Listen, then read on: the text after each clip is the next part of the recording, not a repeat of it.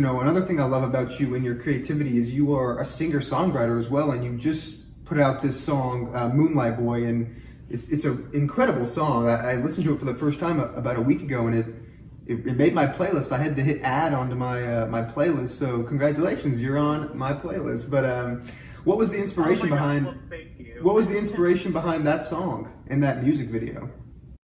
Oh, I mean, you know, I've been writing music since I was 16. Um, well, before that too, but like really actually writing music that could be like called music around 16. And it took me a long time to get to a place where I was like feeling comfortable to share that stuff. I started putting out music in quarantine at the same time as like TikTok was happening. I was like, oh, well, if people like me for this, maybe they'll like me for this.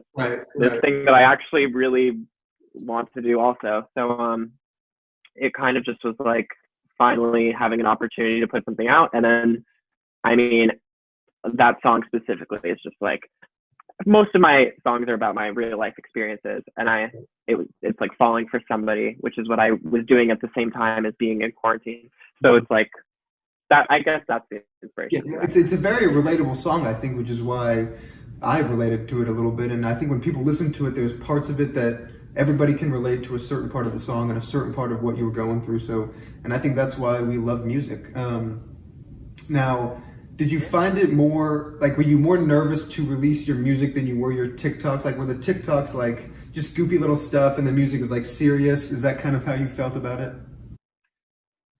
Yeah, honestly, because I think with TikTok, you can kind of be like, well, this is a joke. And like, I was even doing it earlier in this interview, like, oh, it's absurd, kind of weird.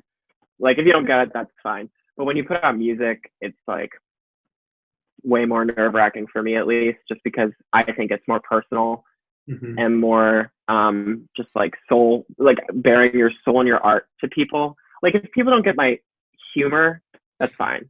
That doesn't bother me. But if you don't like my soul, like that's gonna hit a little bit. You get a little more personally when they don't like your soul. Exactly. Yeah. You know, it's a little personal in that case. Yeah. No. So now that hopefully quarantine is kind of coming to an end and things are getting a little bit more back to the way they were, what are some of your goals you want for this upcoming year? Whether it's music or TikTok or both, or what do you want to do in this next year? You know, I mean, it's really just taking it to the next couple of steps. Whenever things are safe again, it's like we're still in this weird transition period of like getting vaccinated and like herd immunity. But I mean, I would love to start like, I come from a musical theater background. I've performed in cabarets and things, but like now that I'm really writing my own music, I'm like, I would love to perform my own music live at like, bars and things, whenever that can happen again. Not sure if it will even be this year, but like definitely doing that. Yeah, like definitely doing that and like taking it to the next couple of steps and just seeing where it goes. Who knows, honestly. I've learned, if there's one thing we've all learned, it's just like not trying to predict too far in the future. Right. No, and that's the thing. Like I have a class in college, and it was like one of the questions on one of the tests was like, where do you see yourself in 5 years? And I was like, I don't know. It seems kind of like a ridiculous question to ask nowadays. So, I had to answer the question for grading purposes, but it is one of those crazy things that you take it day by day, I think, and that's the important thing to do right now. Now, yeah, absolutely. I don't know you personally, but through your TikTok and through your music, you seem like somebody who is authentically themselves, which I think is very important, very awesome to see. So why do you think that's so important in today's society and in today's world, to just be yourself and make these things, create what you want to create and be a creative person?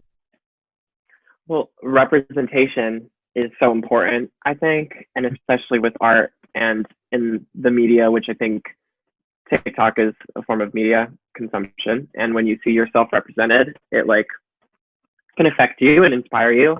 And I just like from the get-go was like, I was watching an interview with a queer artist who, I'm not gonna name who they are, but in their interview, I remember them saying something like, well, I purposely don't write my music like through a queer lens because I want it to be relatable to everyone. And Right. I was like, okay, I know what you mean. I know what you mean when you say that. And I'm not telling anybody how to make their art, but like, to me, you can be fully authentic and queer, and people who are not like you will still find a way to relate to that. Like, you 100%. know, but I was just from the get go, I was like, I'm going to just be myself and write about how I feel and make videos without caring what other people think. And just hopefully inspire other people to do the same. Yeah, well, I'll tell you, I mean, you are already inspiring people. And I think, kind of like you said, people are drawn towards authenticity. As much as we might see people who are like fake on social media, for the most part, people like seeing people who are real in themselves. So, yeah, I agree with what you said. Now